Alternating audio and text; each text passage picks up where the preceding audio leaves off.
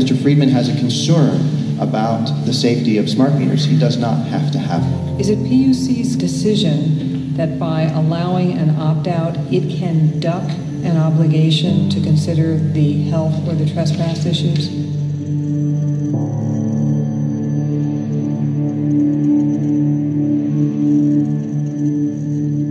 Your Honor, all of these issues were before the Commission in the earlier proceedings.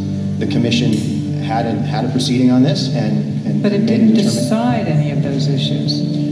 No, Your Honor, the Commission did not. The Commission, in fact, declined to do the analysis to make the decisions about health and safety. The remedy for all of the concerns in those proceedings was to offer an opt-out. How about the members of the public that are not opting out? Isn't it the Commission's responsibility to look out for their health and safety and to make a judgment as to whether they're being unreasonably exposed to RF? Your Honor, nothing in the world can be made absolutely safe. So are you admitting that they're not safe? Is it the PUC's position that these are safe enough? Your Honor, the public is free to have whatever concerns it would have. What the Commission is doing, as you presented, is saying it has declined to do the health and safety analysis. You're on your own. No, the Commission instructed the utility in its communication plan, to provide information to all of its customers about smart meters and so links to the science that is out there. But Ms. McCollum, there's still all those people that have them. And for those people, you're saying that the state of affairs can be that the Commission can take no position on their safety? And leave it up to the utility?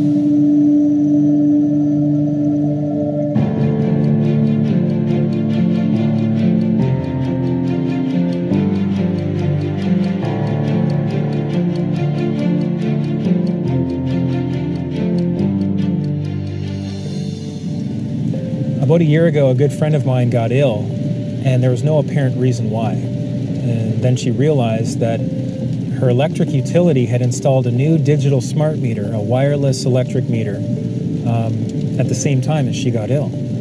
As I looked into it, thousands of people have had the same experiences. So I wanted to figure out, is this really happening? Are people truly getting sick because of radiation coming from electric meters? I grabbed a camera and interviewed as many people as I could from all around the world to find out what's been their experience and what do they know. I had no idea the level of startling information that we would discover along the way.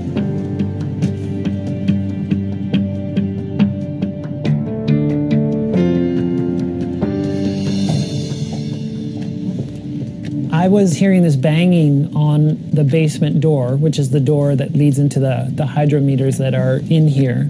And so I leave my bed and I come down here and I sit right here on the step and I'm like, okay, I'm going to film this.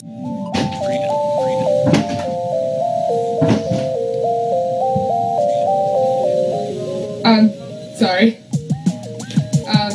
I'm just putting in your meters. Your power's going to be out for about 20, well, when I find the meters. They're down here, right? I'll show you the door. I'd heard her banging, but I didn't know that she actually kicked the door in until she left. Because when she left, I came here and I found this on the ground. I was like, wow, she actually kicked the door in. We've since repaired the door. We've put these do not install a smart meter sign on our door. And apparently this wasn't the only case of a utility breaking and entering.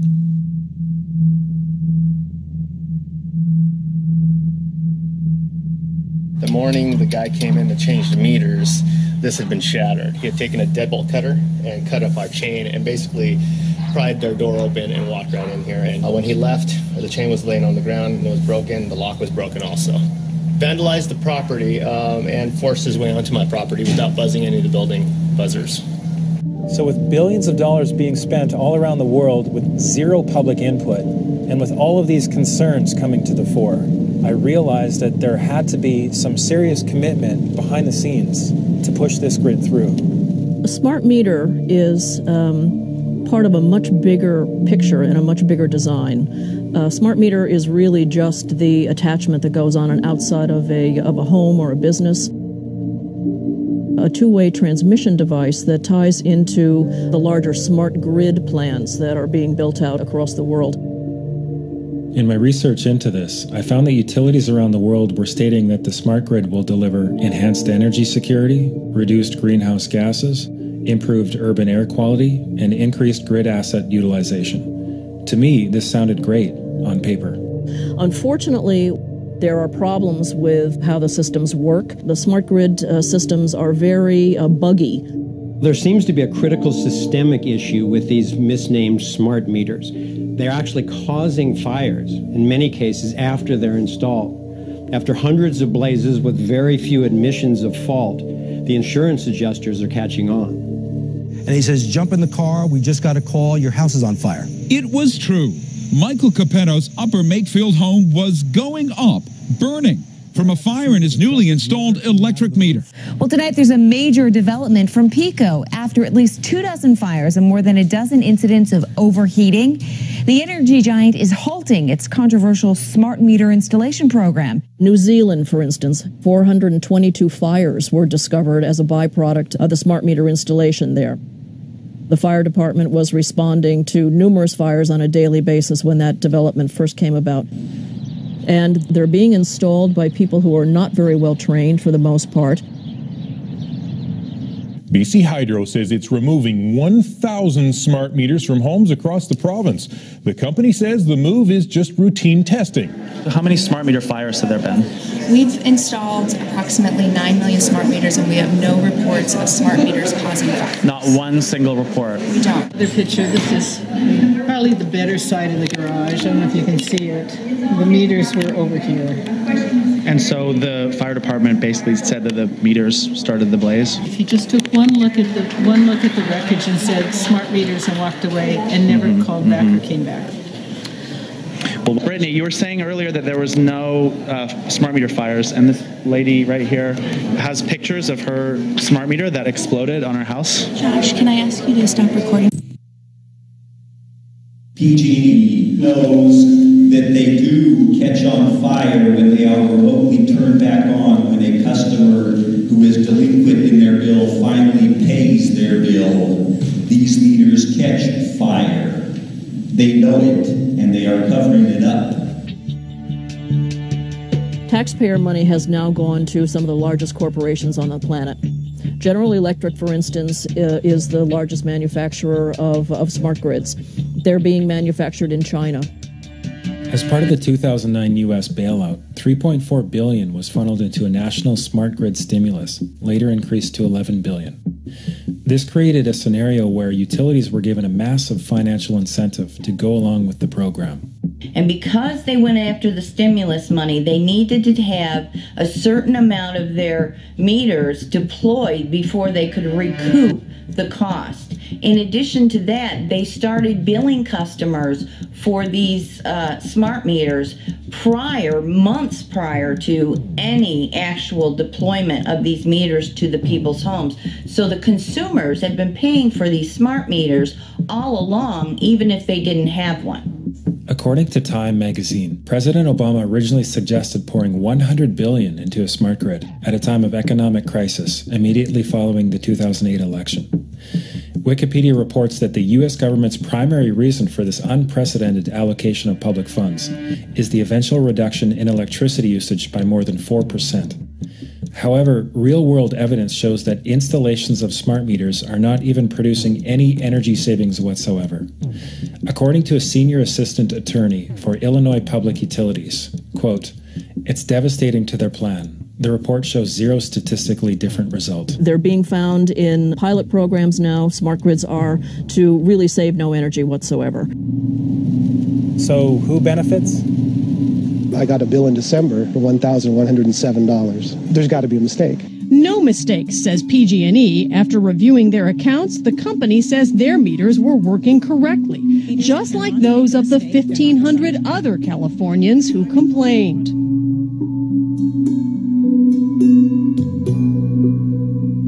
Consumer advocate Mindy Spatt says that still doesn't explain something else. Customers with the smart meters claim that their energy usage has inexplicably risen since the meters were put in. So in other words, it makes it look like all of a sudden they're using twice as much energy as they used to use. Exactly. An experiment by some students at Stanford is raising new questions tonight about the accuracy of PG&E's controversial new smart meters. People all over the state have been complaining about inflated bills. 7 on Your Side's Michael Finney is here now to tell us more about the students' experiment. Like so many others, these students' PG&E bill went through the roof at just about the same time their new smart meter was installed. We start the week with an explosive investigation into the massive mistakes being made with power bills. Serious flaws affecting every electricity user with a smart meter have been uncovered. And when this whistleblower told his power company what he'd found, they offered to pay him off. This exclusive investigation by James Thomas has sparked calls for a national inquiry. Why is it that in Ontario, California, Texas, Australia, all these other jurisdictions, the rates have been doubling and tripling, and this is a fact?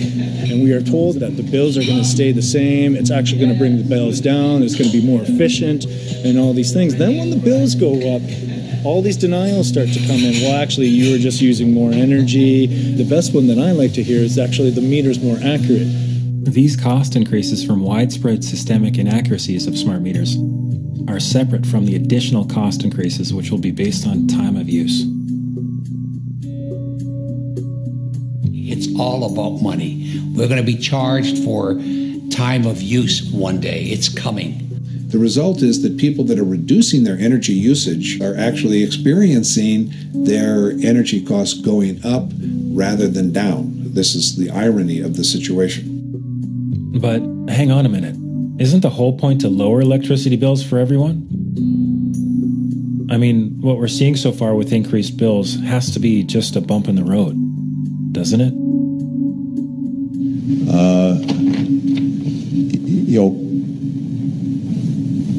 Under my plan of a cap and trade system, electricity rates would necessarily skyrocket.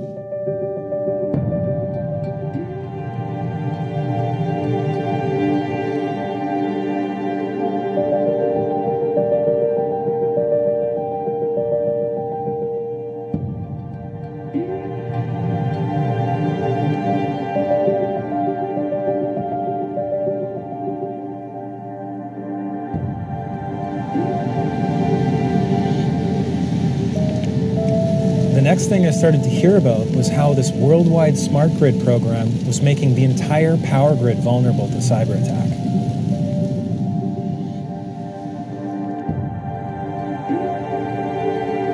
A so-called smart grid that is as vulnerable as what we've got is not smart at all. It's a really, really stupid grid. If it's attacked in one particular key node, whole sectors of it will go down. So it's very vulnerable to large-scale failure. When you have a decentralized grid with a network of microgrids, where people are both producers and consumers, you have effectively made the grid much, much more secure. The vulnerabilities of the internet are now being transferred to the importance of the power grid.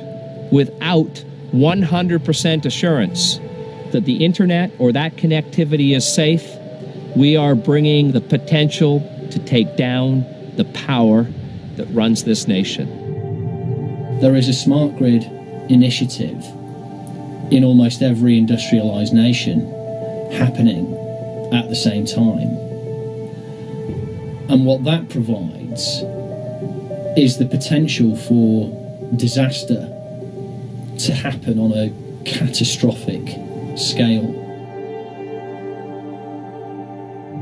Even the US government is admitting that the smart grid now opens the door to cyber terrorism on a huge scale.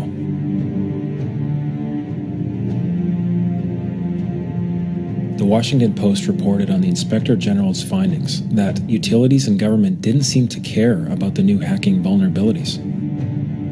energy officials knew of these weaknesses but approved plans for the projects anyway.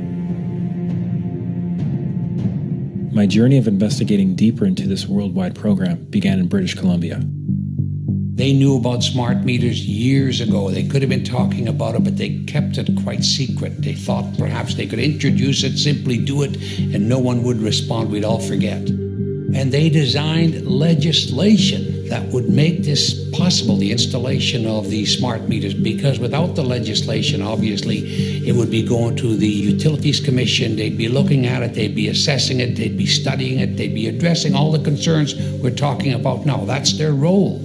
And that's been cut out of the process. There's no two ways about it. This is a tax. This is a $1 billion tax placed on the people of British Columbia without a single word of debate allowed in the legislature. It was a terrible idea. Without the ability for the public to get honest, transparent answers from the government and from BC Hydro, they were left to their own devices. Which for many BC Hydro customers meant turning to the internet. And a quick Google search of smart meters will give you thousands of pages of bad news. We have a large number of British Columbians, over 100,000, that have not yet received meters, and it's because they don't want them. It has nothing to do with a lack of technology. It has nothing to do with the labor shortage. It's customers that are saying no. Recently, the Union of BC Municipalities, which represents the local municipalities everywhere throughout British Columbia, voted to put a moratorium on the rollout of smart meters. So that means that the grassroots and the people who represent the grassroots in this province are against this rollout. And yet, Rich Coleman, the Minister of Energy, and his government are saying, well, you know, too bad, tough luck. This is a mandate. This is being pushed down your throat by a company that is not responsive, by a government that is not responsible, and it's being done in a collusion that's designed to undermine the individual rights of individual people and communities across the country and around the world. So, our provincial government has rewritten laws, is ignoring a democratic vote by all mayors and councillors, and is also ignoring resolutions from more than 50 local municipalities who have passed additional independent moratoriums on installation of these meters in their own cities. Despite numerous calls over several weeks, BC Hydro declined a request for an interview. Corex Utilities, the company installing the meters, didn't even want to return our calls. Do they have the right to refuse the new meter? The meters are a necessary upgrade to the electricity grid. Okay, but this is non-negotiable. You must have the new meter? They are a necessary upgrade to the electricity grid. Okay, I'll try this one more time. Legally, are you allowed to refuse the new meter? You're uncomfortable with this question. I'm just trying to figure out how best to answer that. What does it say about our political system? Have we completely gone the way of corporations? Is there any representation left? Well, I'm very reluctant to use the word fascism as a student of history. I mean, we're nowhere near that. But the corporatocracy is a word that I'm comfortable with.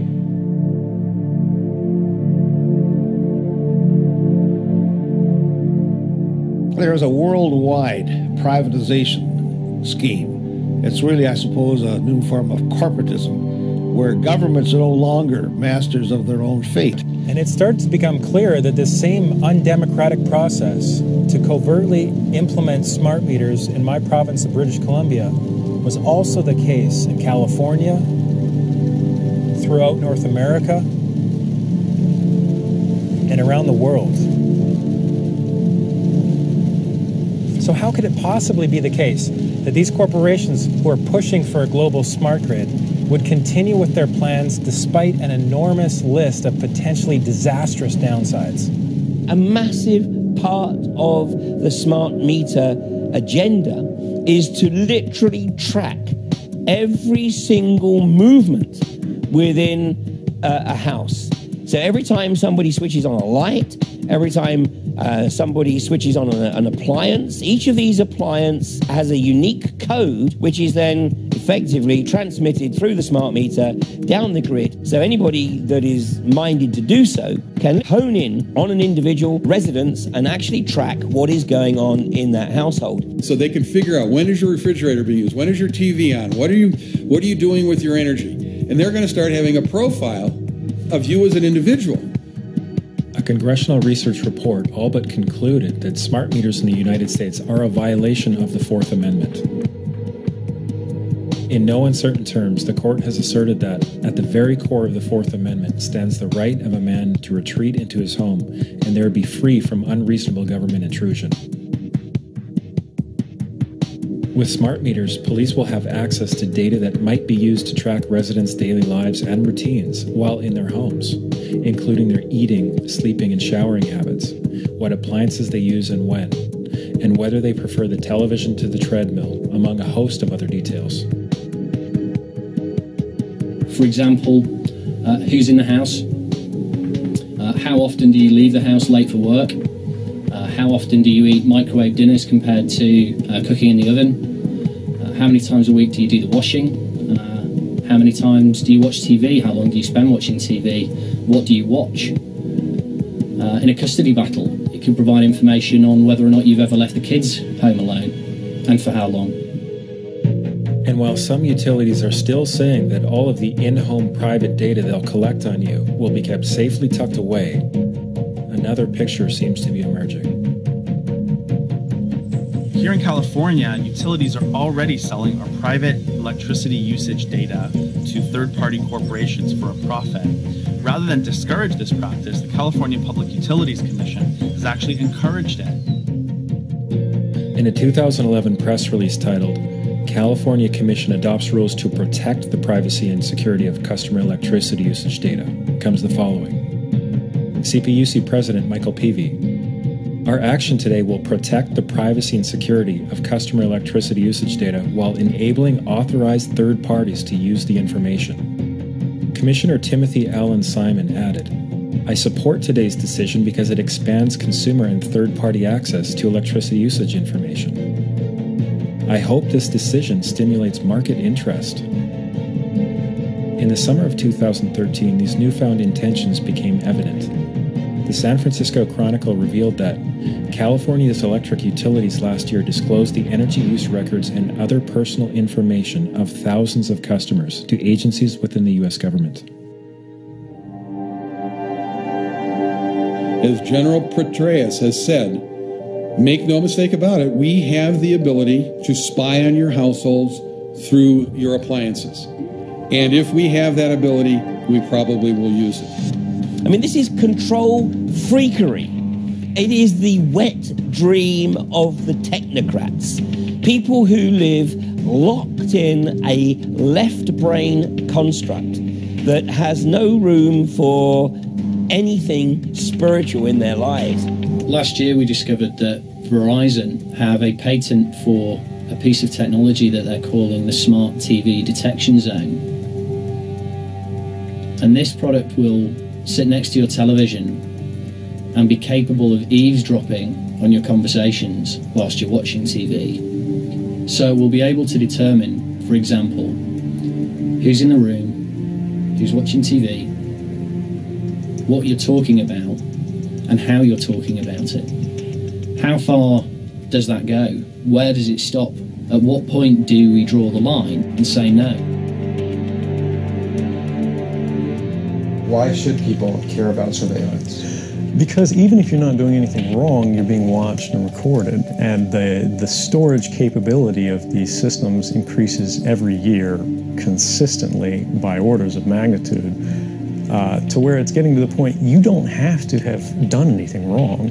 You simply have to eventually fall under suspicion from somebody, even by a wrong call, and then they can use the system to go back in time and scrutinize every decision you've ever made, every friend you've ever discussed something with, and attack you on that basis to sort of derive suspicion from an innocent life and paint anyone in the context of a wrongdoer. Let's look, for example, at the CISPA bill. That's the Cyber Intelligence Sharing and Protection Act, which was intended to legalize transferring all your data from megacorporations to the government. Now, this seems to be in violation of our Fourth Amendment rights against unreasonable search and seizure, but it's already passed the House. Fortunately, the Senate has so far refused to vote on it. Recognizing the pushback to CISPA, apparently the Obama administration has created a covert agreement with the Justice Department to grant immunity to all these communication companies and internet companies that were already sharing the data. And now, as of June 12, 2013, a new aspect of that goes into effect, which expands this whole authorization to cover all critical infrastructure sectors, and that includes energy, health, and finance. What you're seeing is the establishment of a surveillance society. You're seeing the establishment of a surveillance network. It raises the specter of kind of the rise of soft tyranny. It raises the specter of you're automatically suspicious until we prove that you're not. It raises the specter of a universal, I would call it a universal wiretap, a persistent universal wiretap on every single person. Or if it's not, they can create one. And what happens if they don't like you? What happens if you speak ill will against the government? What happens if you say something they consider disloyal? I mean, that's not the country that I took an oath to defend 4 times in my government career. What's the mindset of these mammoth corporations who are now apparently in partnership with government? Eric Schmidt is Google's CEO. People are treating Google like their most trusted friend. Should they be? If you have something that you don't want anyone to know, maybe you shouldn't be doing it in the first place. Google has already been caught and fined for systematically hacking and harvesting passwords from millions of private Wi-Fi networks with its mapping cars, and illegally siphoning private data from iPhone users. We don't need you to type at all, because we know where you are, with your permission. We know where you've been, with your permission. We can more or less guess what you're thinking about. So Schmidt simply views the invasion of privacy as a way to allow the internet giant to gain more information about you. And then that data will let the search engine help you in your everyday life. Don't you get it? Google is trying to amass a huge amount of personal information about you to help you. Duh. There's what I call the creepy line. And the Google policy about a lot of these things is to get right up to the creepy line but not cross it. I would argue that implanting things in your brain is beyond the creepy line. Mine in particular. Yes, at least for the moment, until the technology gets better. Let's talk a little bit about information and search. Wait a minute. What was that? I would argue that implanting things in your brain is beyond the creepy line. Mine in. At least for the moment, until the technology gets better. Is he saying that Google's creepy line is defined only by the current level of technology? What does a higher level of technology have to do with morals or ethics? But what I learned in Silicon Valley was there is no moral component to technology unless humans insist that it be there. What more do you need to know? But most people seem to want to just close their mind to it and just say, oh, the government wouldn't do that, and, that can't be true. It is true, and once you know it's true, you get this question in your mind of how did they think they could get away with it, and what in the world are they trying to do with all this data? Why do they need to get into our lives this deeply? My research has led me to believe that the controlling elite are trying to create a global cashless currency. And one of the ways that they intend to do this is to base it on carbon credits. Basically, what that means is they're going to dole out your use of energy dependent on your behavior. And they want to be able to control it themselves. So these things that they're installing, the meters and the appliances with both sending and receiving transmitters, would allow them to not only monitor, but to control every appliance in your house. What is it that makes the government think that they can usher us into a totalitarian state at all, much less without us even noticing? It seemed to me that whether it's a terrorism threat or an apparent energy crisis, or an obsession to modernize technology without purpose, what's being consistently implied is that we must now willingly give up our basic human rights. I had to wonder, what if we were being systematically fed a false paradigm? Scarcity is the nightmare that's lurking in everyone's mind. It's what's driving a lot of our emotional reactions to everything that we face. It's that lurking fear that things are going to run out. And that's natural because, you know, evolution has seen us through hard times, our ancestors. So it's not a bad thing that we do have these fears, but they've overcome our ability to look at the reality, which is that we don't live in a condition of scarcity. There is no shortage of energy on this planet. The sun is the source of all, and the sun produces quadrillions of times the amount of energy we need.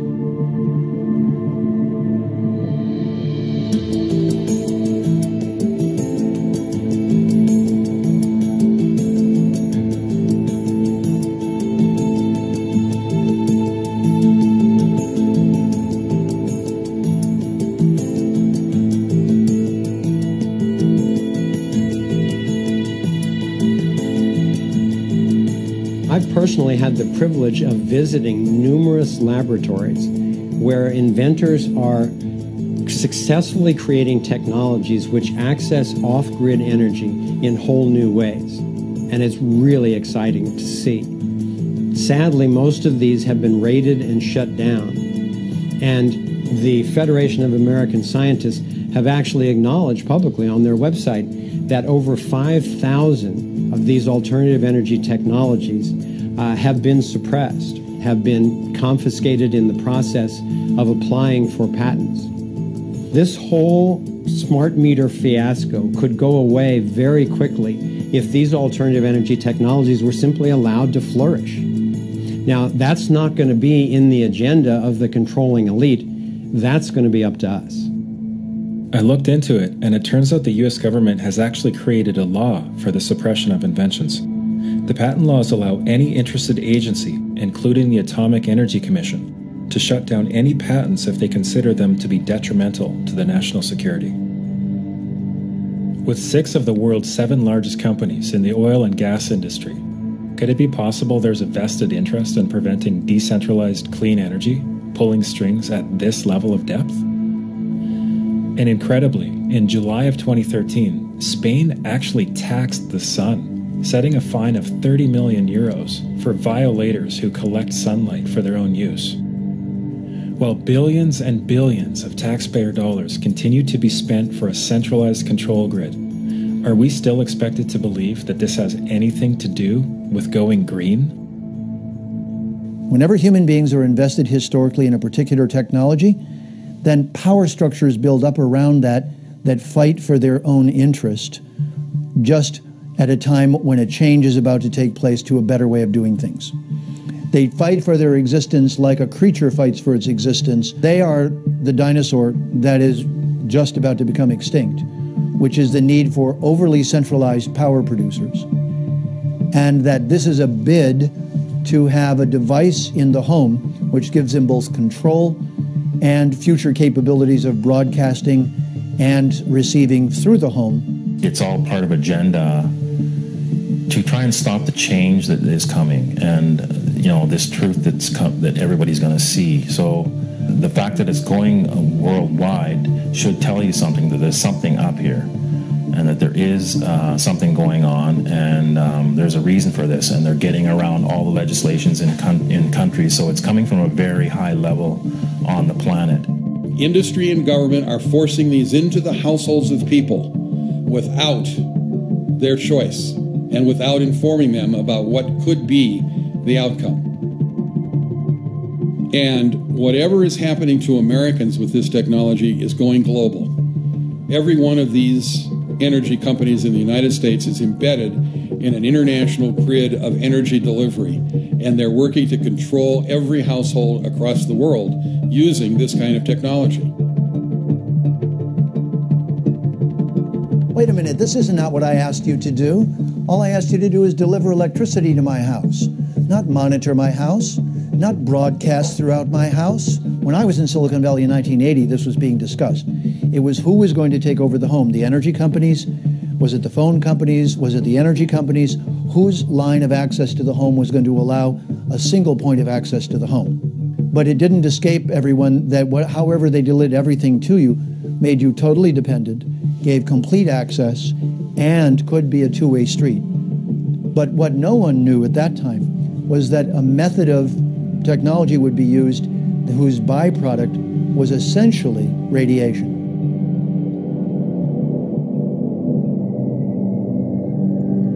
I heard about a family of 8 in Southern California and what happened when their utility, LADWP, installed a smart meter on their home. I'm very sensitive, so I could not get out of bed. I felt lots of embarrassing symptoms as well as migraines, insomnia, just not being able to really properly be a parent for my children. So I could not agree to that kind of meter ever. Fast forward to me going ahead and putting in a safe analog meter. Once I put on the new meter that's on the property now, that improved. And them sending someone out here to, I guess, come on the property and to remove it. I was not here. I was at work and speaking to LAWP over the phone, and them basically saying, you know, hey, you're trying to steal power, and we're going to cut your power off.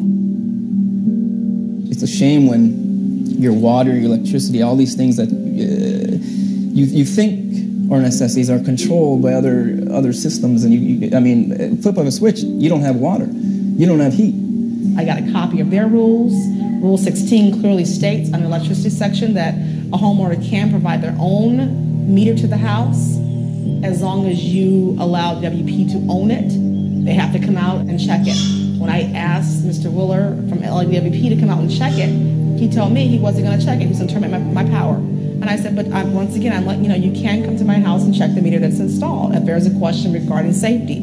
He said no, over and over again. They said it was unsafe and never ever looked at the meter. Ms. Lawson? Our power was cut off on February 11th, 2013, and we have not had power in 7 weeks. And because they installed that radio frequency meter on our property, my sisters had fevers of over, over 102 Fahrenheit, and they kept on going up. This is not normal. This should not be tolerated. Okay, I want a high-level person from DWP to connect with this family, find out exactly what's going on, and let's fix it immediately. Unfortunately, when I complained about the smart meter put on our property, I was told there was no smart meter on our property. It's a radio frequency meter. When I began to express to LAWP the health concerns that came out of nowhere, they told me that I was making it up. It didn't make any sense. My husband and I had numerous people come to our house and explain to us that it must be something else in your home. So I began writing to the general manager, Mr. Nichols. He ignored my emails. So for months and months and months, I begged DWP to please take this off of our property. And we have had no power for 7 weeks and 1 day. Easter for our children was horrible. Okay, thank you. We'll get to the bottom of that today. I want somebody on the phone right now. Is anybody here from DWP? Looks like Tom's on the phone right now. And Mr. Buscaino, I'm on this, so I will, one way or the other, find out what's going on with the Lawson family. I'll find out today. So the very next day after the city council meeting, our power was turned on. DWP came to the house. So we've had power since April 1st, 2013. Right. And Amina, how does it feel to take a stand and then to ultimately for the situation to be corrected? Well, it feels great to actually go out there and sit and fight for what you believe in, and not just sit on the sidelines and say, oh, well, this is happening, there's nothing I can do about it, but just actually know that you can do something about it and that you can't give up. Just always fight for what you believe in. In May of 2011, the World Health Organization classified radio frequency radiation as a Class 2B potential cancer-causing carcinogen. The utility companies will tell us that the meters are only on for 45 or 60 seconds a day and that they're safe. So the next stop on my journey to verify the facts was with Dr. David Carpenter, a Harvard-trained researcher at the University of Albany, New York. Under court order, Pacific Gas and Electric admitted that their smart meters generate 14,000 spikes of communication per day. The utilities have often held that smart meters are not a problem because they communicate with the utility rather infrequently, maybe a couple of times an hour. That doesn't matter how frequently they communicate to the utility. What matters is how frequently do they generate radio frequency fields. And clearly the utilities have been hiding the fact that these smart meters generate these radio frequency fields almost continuously. They're pulses, but they're very, very frequent. So according to PG&E's court documentation, the average smart meter is on for 45 or 60 seconds a day, but they've conveniently withheld from us that these 45 or 60 seconds are split up into 10,000 or more pulses, each at about 4.5 milliseconds in duration, emitting all the time, every few seconds, 24/7. And some meters are up to 190,000 pulses per day. So this is a smart meter bank. It's inside a Northwest DC condominium building, and there's 32 different smart meters inside this building. So what I did was I brought in a meter that measures the levels of radio frequency radiation, and what I'm finding is that these smart meters are emitting radiation every few seconds. But Pepco says smart meter communications take place every 4 to 6 hours. So I brought these findings to Pepco spokesman Marcus Beal, who said, I can't account for a test that there are a lot of variables involved that we can't account for with a test that we're not present at.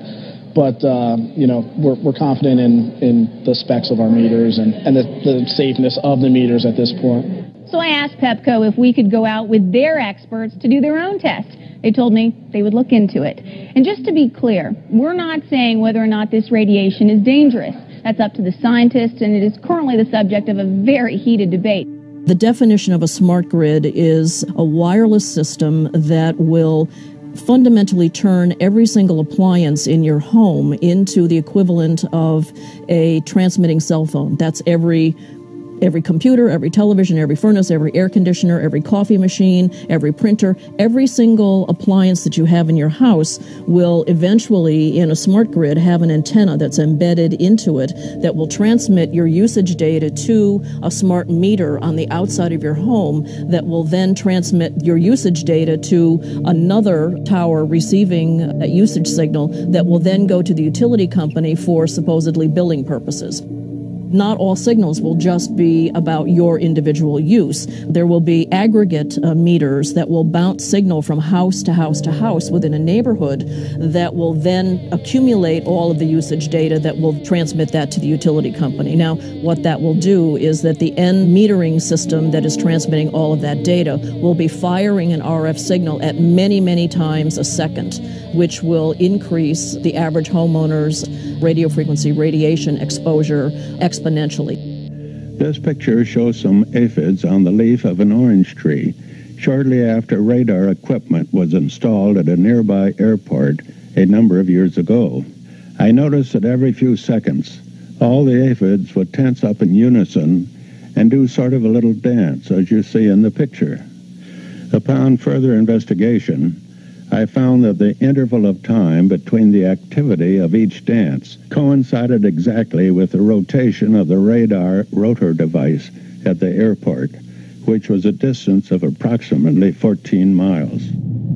And we now have vast amounts of published science on microwave radiation and health effects. The data we're going to look at are all published science, testing results, or public standards.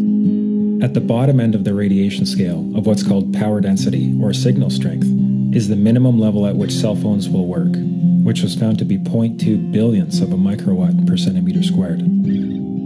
Pine needles were found to age prematurely at 0.000027. At short-term exposures of 0.5, children aged 8 to 17 experienced headache, irritation, concentration difficulties, and behavioral problems. Point 1 is the Baubiology or Building Biology Guideline for Extreme Concern. 1.0 produced sperm DNA fragmentation and a decrease in sperm viability in vitro. Also at 1.0, the science shows the following bodily effects can occur: headaches, dizziness, fatigue, insomnia, chest pain, difficulty breathing, and indigestion. 2.5 saw altered calcium metabolism in heart muscle cells. 4.0, changes in the hippocampus affecting brain memory and learning. And at 6.0, DNA damage in cells. So, where are smart meters on this list? Electrical Power Institute in December 2010 measured a single Itron smart meter with pulses up to 7.93 microwatts per centimeter squared. Our own testing indicated approximately 8.0 with 1 meter. These tests are at a close distance, approximately 1 foot away from the meter, but an infant's crib could be just as close on the other side of the wall where the meter or bank of meters are installed. Even though there are all these known health effects at levels far lower, Switzerland, Liechtenstein, and Luxembourg see fit to set the standard at 9.5. And China, Poland, and Russia, 10.0. This is the same level at which behavior has been altered, producing reflexes of avoidance following 30-minute exposures. A room of 12 smart meters, very common and even a conservative number in an apartment building, tested at 19.8 microwatts per centimeter squared. This is hundreds of times higher than levels which clearly indicate harmful effects. So, how can utilities and governments get away with forcing these devices on everyone? This is how.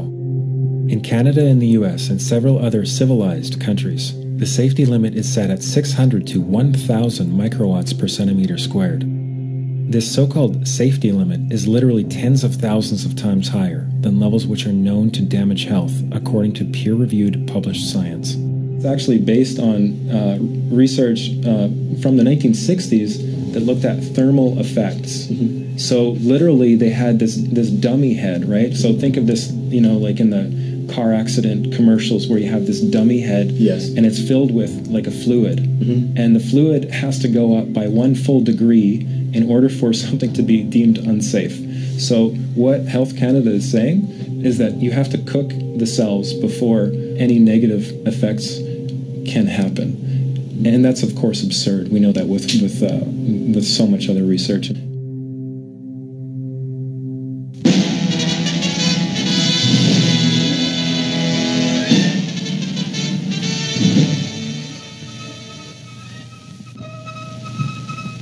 There was an organization called the Committee on Man and Radiation.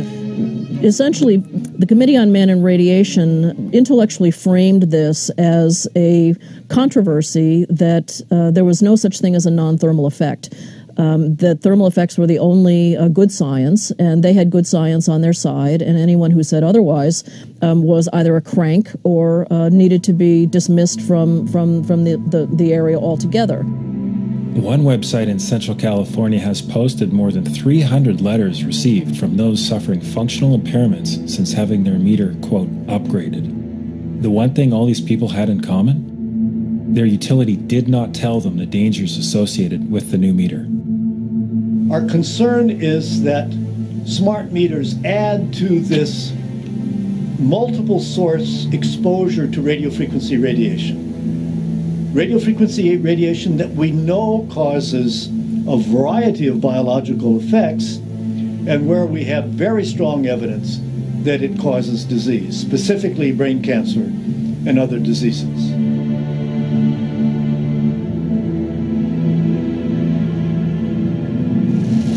There have now been more than 6,000 published scientific studies on the health effects of microwave radiation since the 1930s, and with the vast majority showing that there is some biological damage being done, the jury's no longer out on whether this is harmful. Even by 1972, we have the U.S. Navy producing an unclassified report of health effects on the human body observed from microwave radiation, summarizing more than 2,300 studies. 5 pages of observed human health effects in this report include headaches and insomnia. I was walking by and I got like a flash headache. It's painful. How many times did that happen? Every time I walked by it, which was a bunch of times. Vagomometic or irregular action of the heart. They were installed in my house, and shortly after that, I started experiencing pretty significant heart palpitations. Anxiety. I was nervous a lot and I couldn't sleep. Chest pains. I started getting this intense chest pain. And changes in the operation of implanted cardiac pacemakers. Well, my heart would speed up to do about 170 beats a minute, and I could normally control any arrhythmia that I would have before just by meditation and relaxing.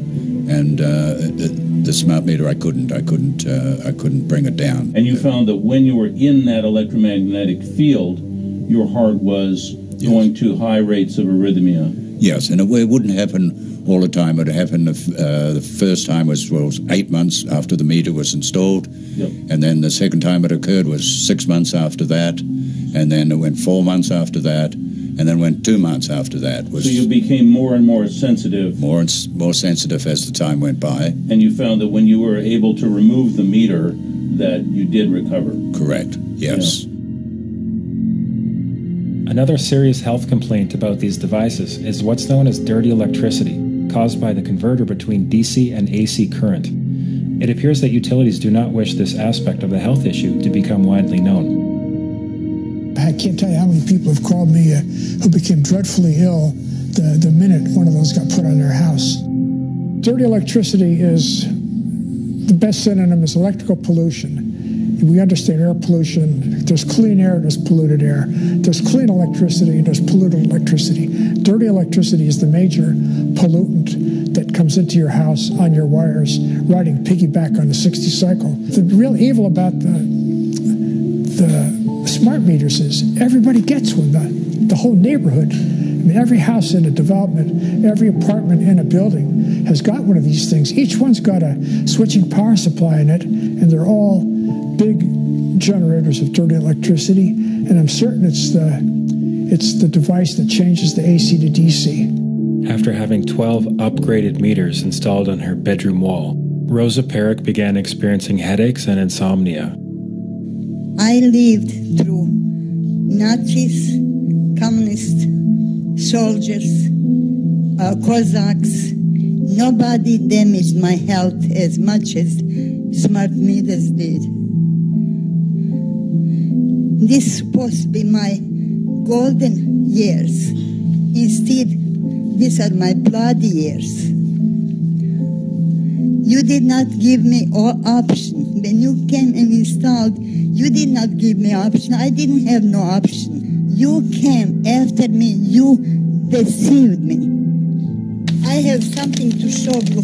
This is I have no control when I'm going to bleed, when my nose is going to bleed. This is the blood from my nose. I cannot even sleep on my own bed anymore. I have to close the door to the bedroom and sleep on chairs in the living room or put the mattress down, sleeping bag on the floor.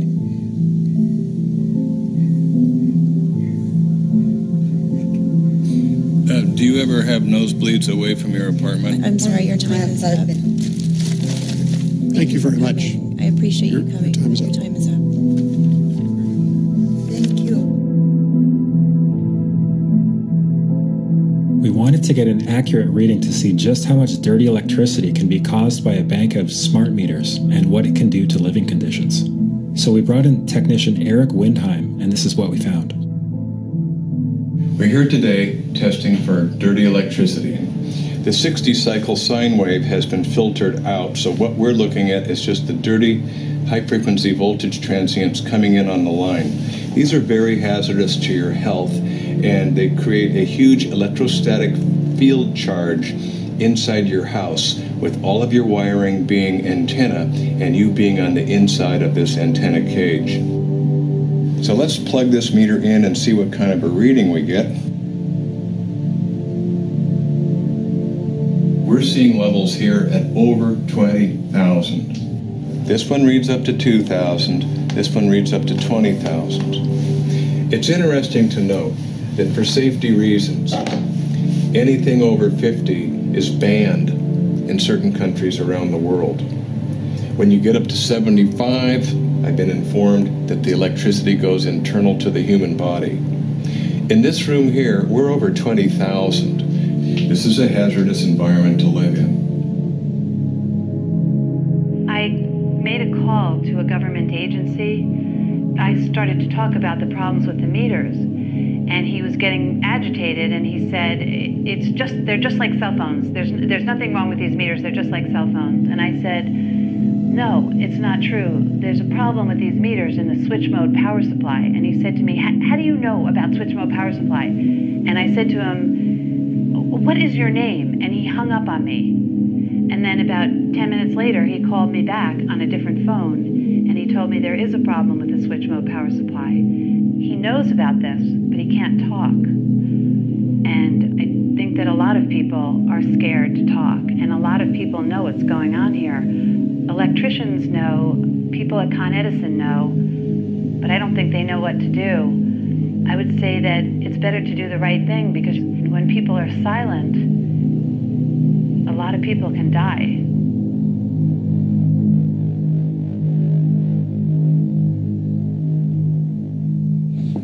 All right, we're getting on the plane to go to Salt Spring for the day. Looking forward to it after a comedy of errors this morning. And here we are. Beautiful day.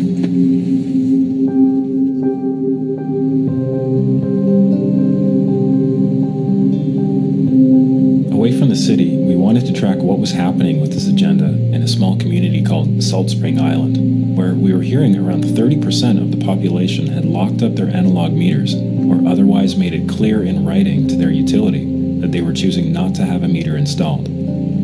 I personally was glad to get on a plane, hoping to clear my head with a visit to one of the quieter parts of the world, while still getting to the bottom of the story there.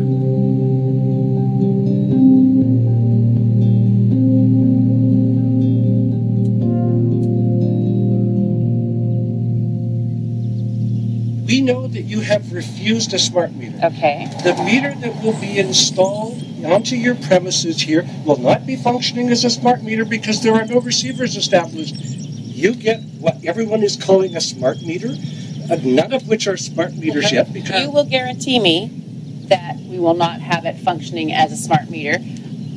Because you're opt-out. Because we're opt-out. Yes. Yes, I guarantee. You will guarantee me that. And if you want, I will get BC Hydro, I will get Gary to write you a letter to that extent, and he'll send it registered mail. So, Chris, are they going to be running this as a smart meter or just as a regular meter? They're going to be running this as a regular digital meter, such as has been put on houses since 2008. So Chris has the meter on now, and he's going to test the meter. Yeah. Okay, they're lying, folks. This is emitting. Oh, there you go. Yeah, they're lying. Getting a reading on your... Sorry.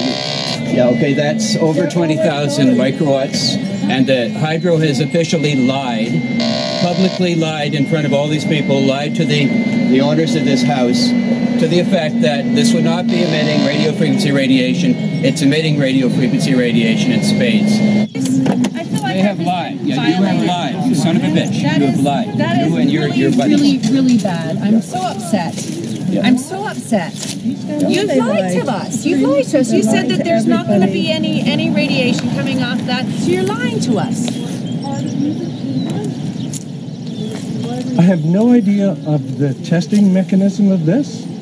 I have no idea who you are. You know, how do you think I feel right now? I trusted you, and that's how I honestly feel. I feel like I've been raped. With this smart meter program, we're stepping across the line from democracy to corporatocracy, and that's scary. The person who invented the word corporatism was Benito Mussolini. It's also known as fascism, and everybody uses that term a little too loosely, but in this case it applies very very succinctly. If you don't have the right to a healthy environment, you have basically lost all rights. People who haven't the faintest idea that they had a smart meter installed are getting very sick all of a sudden and wondering why. And suddenly it comes to them that, oh, something's different about my electricity meter. I'm a beekeeper, or I was a beekeeper. For over 10 years, I had 2 hives on my side porch outside of the rain. About a year ago or so, I had a smart meter installed outside of my knowledge with all the EMF. this winter I've lost all my bees. I don't know if it's because of colony collapse disorder, or I don't know if it's because of the EMFs from the smart meter. But it is suspicious.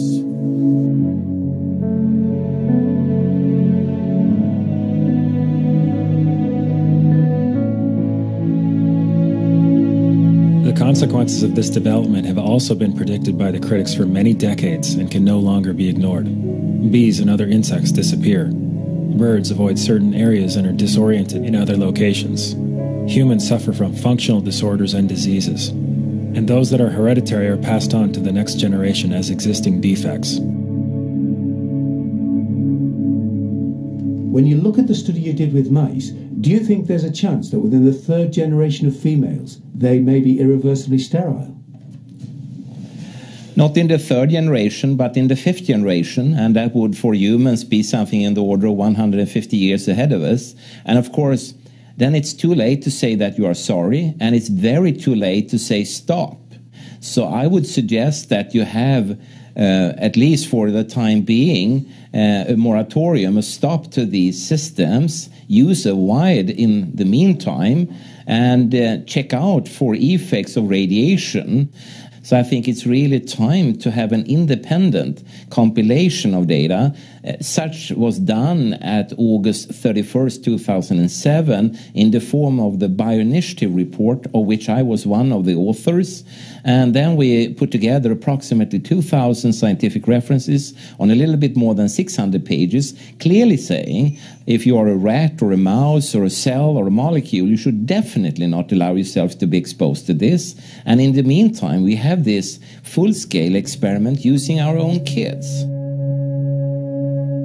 A considerable amount of research shows that developing brains and bodies of children are much more affected than adults. And there are clear indications of a link, though the research is not yet conclusive, between increased electromagnetic fields and autism spectrum disorders. The number of children to be diagnosed autistic doubles every 5 years now. Neurological disease, Parkinson's, MS, ALS, autism, learning disabilities in children, behavioral problem in children, that's all exploding exponentially. The only development that parallels the exponential increase that we observe in neurological disease is the exponential increase in exposure to man-made electromagnetic fields. We took 10 autistic children and went back to the sleeping location where the mother was when she was pregnant with that child, and compared it with the sleeping location of a mother that gave birth to healthy children.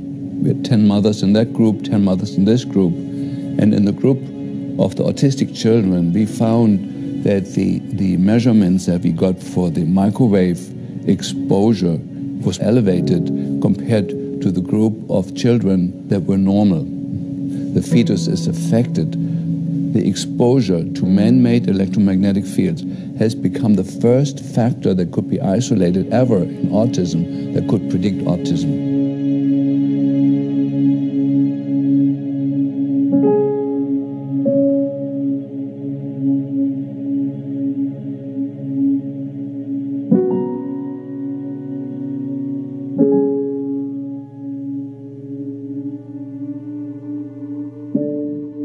Despite overwhelming evidence of biological harm from this type of electromagnetic radiation, the utility industry has assumed the safety of smart meters without doing any testing. For the past 29 years, Dr. Dekan Lee has conducted original research and epidemiology for Kaiser Permanente in Oakland, California. I'm not aware of any safety studies has been done to examine the safety of a smart meter. To me, a manufacturer wants to give a product to consumer, especially in this case to everybody, imposed on everybody. They are the ones who should carry the burden to prove it is safe before they can give to other people. It's not up to consumer to demonstrate they are unsafe. It's a technology done by private companies. These electric companies are private companies that have the right to install this on your house, destroy your health, and there's no accountability at all. While industry has failed to do any peer-reviewed studies on smart meters and health effects, a growing body of independent research is now starting to accumulate.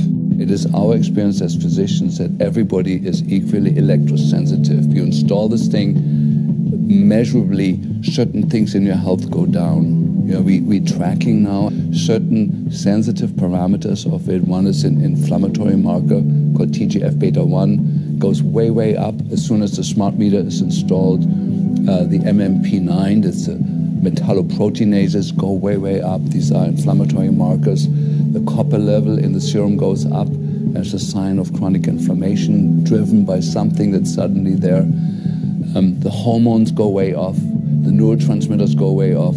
So we have lab tests that we can show. Here's the patient. We monitor him for 10 years before. He was completely normal. The smart meter was installed 6 months later. The patient looks like a dying patient from their lab work.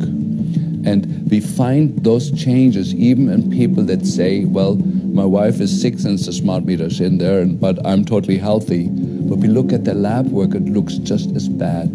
Yeah, so some people have an awareness of health and goodness in them, and other people don't.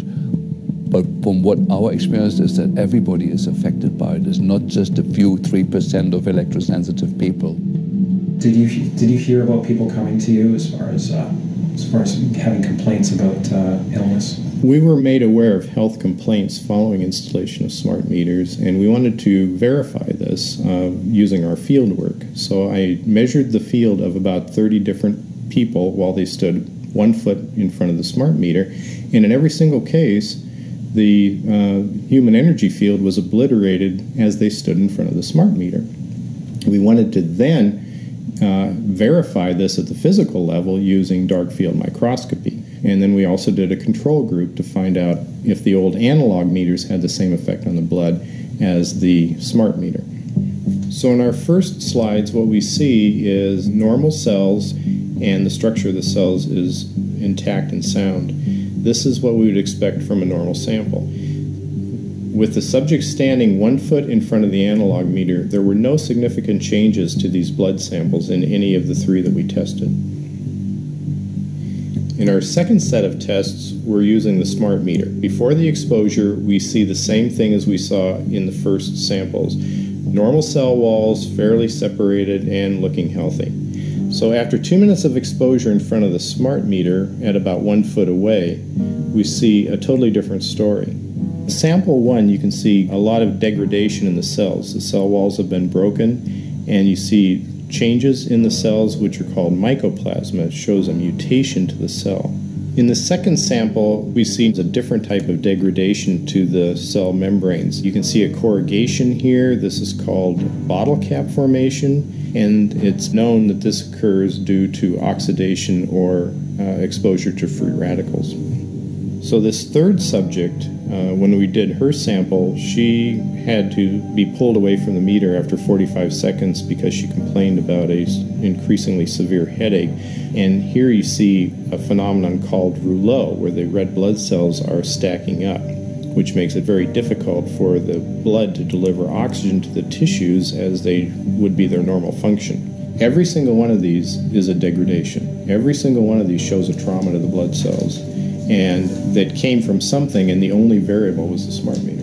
The good news in all this is the patient and the blood can return to normal once they have been removed from the influences of these stressors. So this thing about electrosensitive, 3 or 5% of people are affected and everyone else is okay, I mean, what do you have to say about that? Well, everybody we've tested so far has been affected. And we know everybody that I tested to see if there was a change in the body's energy field, every single person I tested was affected. So 3 out of 3 people were affected negatively. One of them became symptomatic. The other 2 didn't have any noticeable symptoms, yet the changes showed up in the blood. There are changes whether they feel them or not. Maybe they're not out there complaining about it or trying to make other people aware of what it's doing to them, yet they're still being affected by it. While most of industry continues to use fine print and loopholes to evade accountability, there is a worldwide paradigm shift steadily underway. 60,000 doctors in the American Academy of Pediatrics are paying attention.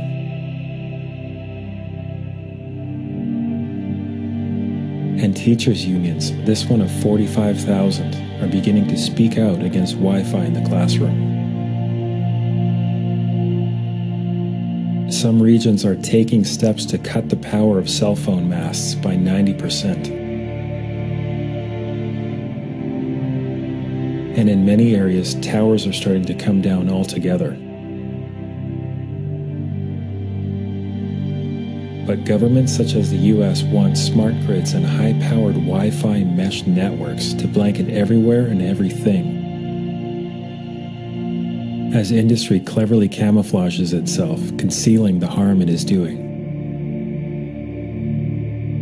Amazingly, our centers of medicine are seeking to bathe newborns in wireless. And this has continued on because the official line is that microwave radiation is safe enough. Governments and corporations have scientists working for them, they all do, and scientists are usually seeking the truth. In fact, a true scientist is always seeking the truth, but they can't speak the truth of their own work being paid for by the corporation or the government, which means the taxpayers. And I know so many scientists that have been muzzled, and if they speak the truth or they become whistleblowers or whatever, they're fired or they're demoted or they're imprisoned in their career so their career can't advance. There is an atmosphere of fear there. These people are held up as examples of what will happen to you if you do not toe the line. This is a subject which is taboo and must not be investigated. The radio frequency radiation work that we did was supported by Motorola.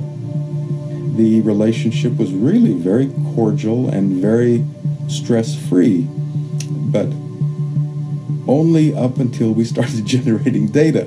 These folks were very, very upset and began to talk about how are they going to handle this, what sort of spin can we put on this, what can we expect from this, and from that point on the relationship changed. What we saw was that Motorola began to exert more and more control over the work, telling us what to do, telling us how to write abstracts, what to say in the abstracts, what to say in the papers, how to do the work. No, don't do this. Yes, do it this way. This was unacceptable. I had completed our study of DNA damage, and I submitted the final report to Motorola. The point is, I kept getting nothing from these people. They simply weren't willing to accept my interpretation of my study, my evaluation of my study, my knowledge of science at that point, and tried to urge me not to publish the study. They didn't tell me not to. They just said, no, this isn't ready for publication, and they wanted me to do more work.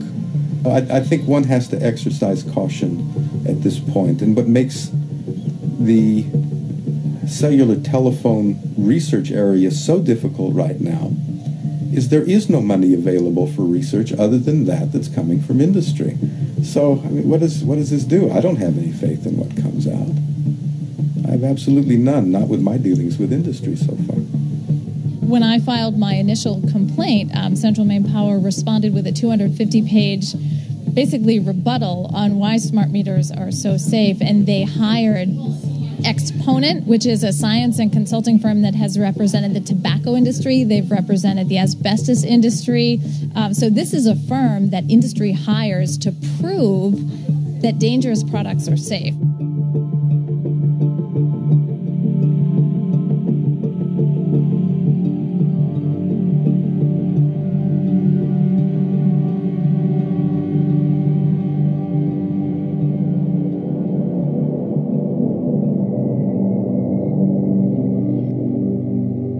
In 1996, Congress passed the Telecommunications Act, which included a provision called Section 704 that took away state and local governments' rights to resist antennas on health or environmental grounds.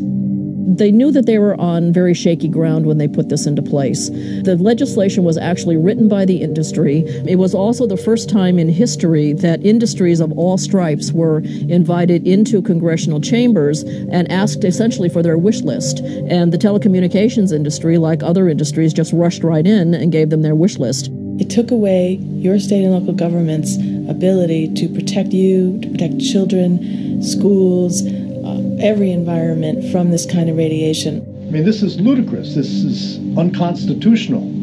But this reflects the power that the communications industry has with our Congress. And now there's a new bill called the Smart Grid Advancement Act of 2013, designed to completely remove the limited local discretionary control that still exists. If passed, this bill would grant the federal government unprecedented powers to forcibly deploy this smart microwave and surveillance program upon all states, regions, and everyone in the nation. What's going on here? This is a wireless device which is unproven scientifically, which all the evidence so far proves is dangerous or questionable, which should therefore be studied intensely before it's released to the public. Clever people called the technology smart to make it seem intimidating so no one would question it. Some smart ad man came up with that and got paid $300,000 to call it a smart meter so you would feel less knowledgeable, which they know we feel, and then you wouldn't question the smart people putting it in your house. So I call them not smart meters, dangerous meters. I started wondering, how are our future generations being affected by this unprecedented increase in electromagnetic radiation?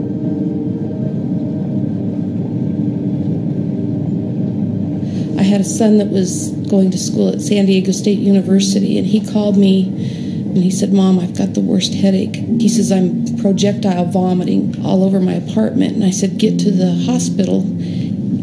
And the emergency room doctor at Sharps Memorial Hospital in San Diego called me, and he said, "Your son has bleeding in the brain." And I said, "We'll be there immediately." And my son had surgery that evening. When he got out, Dr. Tanawai told us that my son had brain cancer, and it was either the very worst or the second worst type of brain cancer you could have. It was nothing but chaos for 7 months. We moved him back home and had to pack everything that he owned in California and brought him home, and he only survived just shy of 7 months, and he died October 11th of 2008. August 7th of 2009, I typed in cancer clusters, and I saw SDSU, San Diego State University brain cancer cluster. And I read this article over and over, and I think it put me in shock, and I ended up on the floor for the rest of the day. But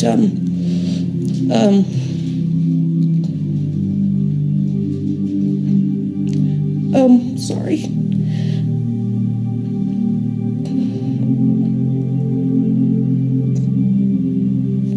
I realized they were talking about my son, so I immediately started contacting SDSU, the administration, and I felt myself just being bounced around. Nobody wanted to deal with me.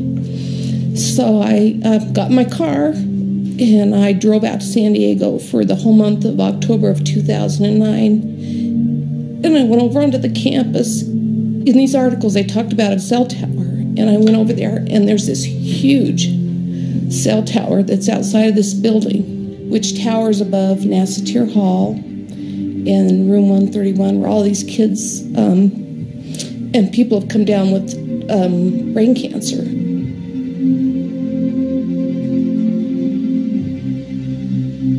So is this like a forerunner? I mean, are they planning on doing this all over the place, or what were you able to find out?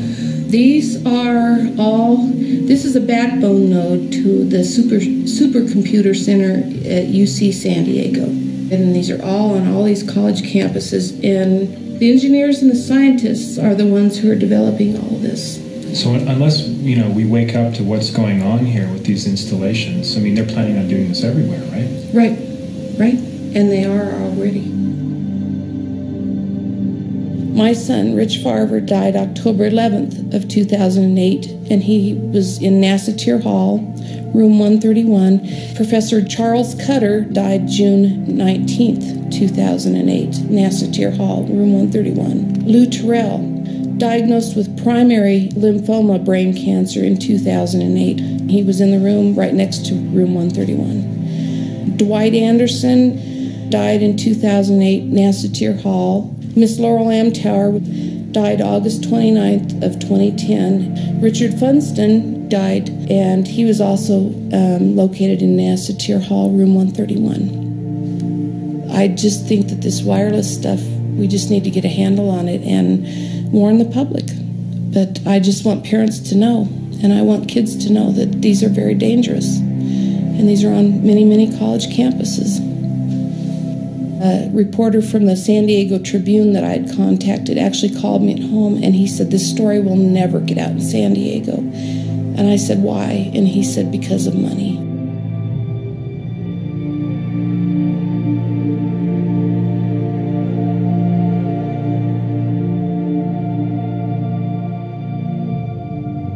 After having interviewed more than 70 people from 4 countries, witnessing the profound emotion from those whose lives have been ruined, I felt myself wondering if I could ever really make a difference against corporations that are so powerful and so willing to put money before life itself.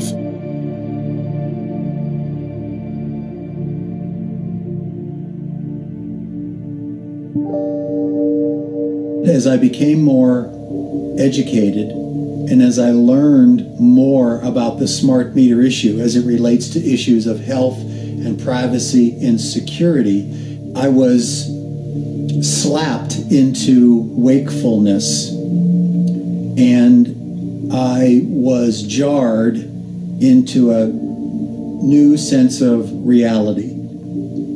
I had considered myself a fairly involved and fairly informed political observer. I certainly was aware of the condition of our country nationally. I've been very aware and involved in the state of Illinois. But in spite of how informed I believed I was embarrassingly ignorant of some of these very profound issues that were happening literally right under my nose. So here's UPA installers crossing over locked fences and against consent. On January 23rd, with premeditated malice and forethought, our city manager, in collusion with our city's administrative police chief, ordered an all-out assault on many of the citizens' personal property by cutting locks, illegally trespassing, threatening tax-paying citizens, mostly women and elderly, and actually arrested 2 of our stay-at-home moms on trumped-up charges for refusing installation of smart meters. Get off my property right now. No! No! When the full force of the city's police department is turned on its own people, it's time for a radical and immediate change. Now, I just spoke with Naperville City Manager a few minutes ago, who says the city is within its legal rights to enter private property and install those smart meters, the meters they say are their property. He also says that the meters are safe. He also says the women deserve to be arrested if they violated the law. But exactly what those misdemeanor charges are, we still don't exactly know. I'm one of the homeowners who had his property rights violated, even though by certified mail I notified the city manager I would not participate in this federally sponsored voluntary program and would not accept the extortionary alternatives provided. As a result, I'm asking for City Council to fire the city manager, the acting police chief, the police officers who participated in this travesty, and any city employee who advised them that they had the right to do so. As far as I know, we still live in the United States of America and not communist China. Thank you.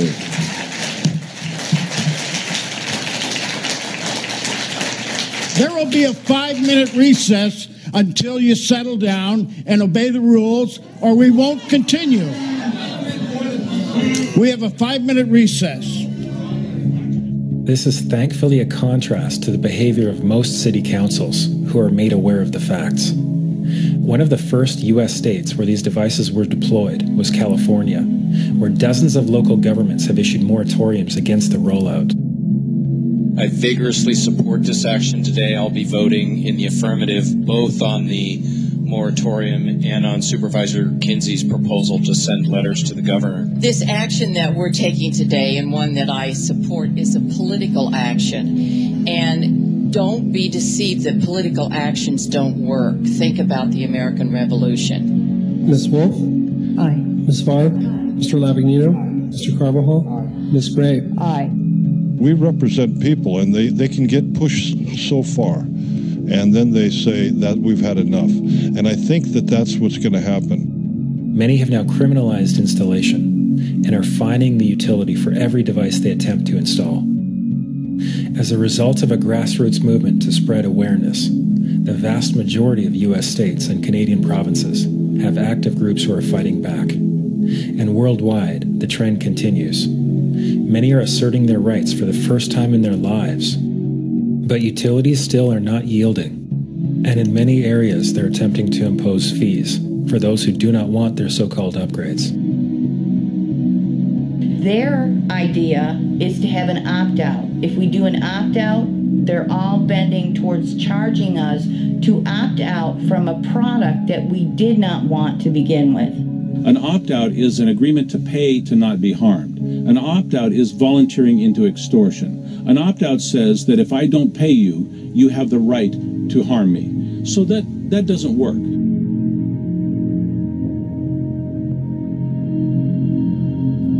They are embarking on a monstrous act of deception. They are saying one thing, but you're getting something else. And I see that as a form of extortion. You either take our energy the way we want to give it to you, or we're going to cut it off. That's extortion. That's a criminal offense. As a fraud cop, I'm just wondering when the world's going to wake up. You put a story out there, it's wrong, but what the heck? We're going to go with it. We're going to look you straight in the eye, and we're going to lie to you. What are you going to do about it? What would you recommend from your experience that people may not understand, or that you've gone through, what they should do or what they should know? They should know that they can change that meter, and they should do that. That is the most important part of it, is to change that meter over. The utilities have something called a legal mechanism called implied consent, whereby our silence is golden to them. We've given them consent by being quiet. We can't afford to be quiet on this. We have to take action. This is a game changer. These companies are betting on you saying nothing. They're betting on you quietly complying with their wishes to install these smart meters on your property. You have the right to refuse a smart meter on whatever grounds you deem appropriate. If you send them a notice that says, I do not consent, and if you attempt to put one of these on my house, I will put an analog meter on in self-defense. What about if thousands and tens of thousands and millions of people all did this? No, it would collapse in a day. You can't have radiation-emitting surveillance devices on everyone's home if people want to assert their rights. The only reason this is working at all is because people are either completely ignorant or thinking for some reason it's not going to harm them. It is going to harm you, and it is not legal. And you now are forced, because your power company is pretending like it's all okay, you're forced to become the authorized party and to become the enforcer. You have no choice other than to accept this harm. So we're in a very strange time in history. where your power company, that's supposed to be this innocent provider of electrical service, has become your assailant. And you are required, in order to protect yourself, you're required to fight back. You're required to stand up and say, no, this is wrong, and I'm not going to permit it.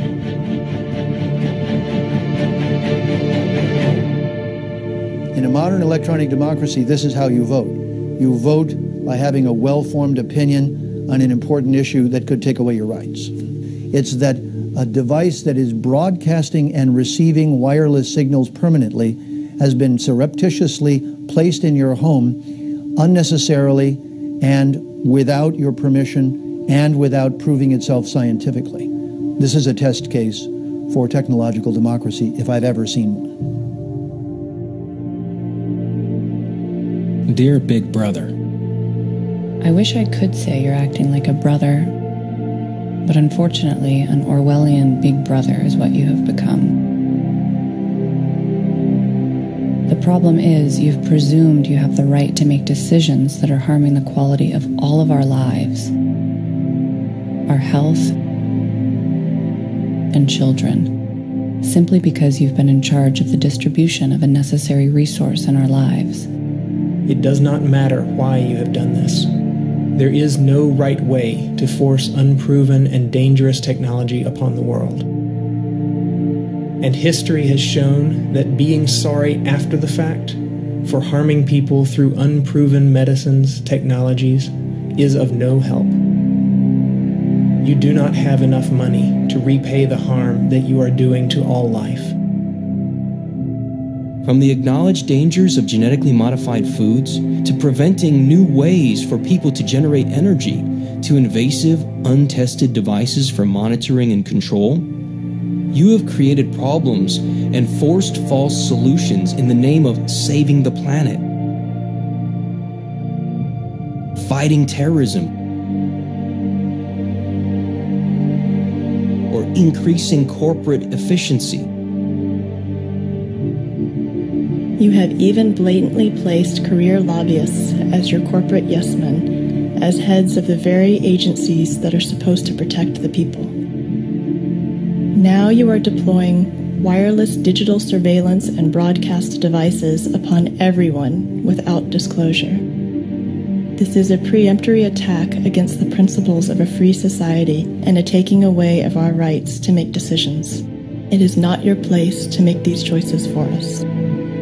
By behaving this way, you have gone from an asset to society to a tyrant acting behind the cover of corporate freedom. You have gone from the brotherhood of man to the Orwellian big brother, who treads upon our trust and goodwill for profit and control only. This is no longer acceptable. You and your agents will be held financially and criminally liable for your actions, as corporations and as individuals. The excuse of just following orders will be of no avail to those going along with this. We're now at a turning point when great numbers of people, even those on your payroll, those most subject to your campaigns of half-truths and skewed science, are beginning to see higher, are being inspired to speak out and bring down your dreams of dictatorship, and are courageously creating solutions. This is just the beginning. As we begin to peel back the layers, we begin to realize that the smart meter issue is really more a symptom rather than a disease. And now we get it. And now we see behind the curtain. It's like the Wizard of Oz. Once you pull back the curtain, that illusion of the big head up on the screen no longer exists. You can still see it, but you know that the guy behind the screen is manipulating that. That's you've moved past that truth. You cannot go back to the illusion. So once you know the truth like that, it's kind of like that. You just know it. I can see when you do that, that thing does that. Then you are making that thing's not real, right? It's that simple. One way we can look at what we're talking about here is how we can co-create imagine and implement together a genuine economic security for all, a environmental and moral integrity in our policies and how we live together, also creating a pollution-free environment across the globe, and finally, a society in which individuals experience a kind of self-reliant prosperity, generosity, and dignity for all, not just for the elect few. This is a vision that is eminently doable, but only if we do it all together.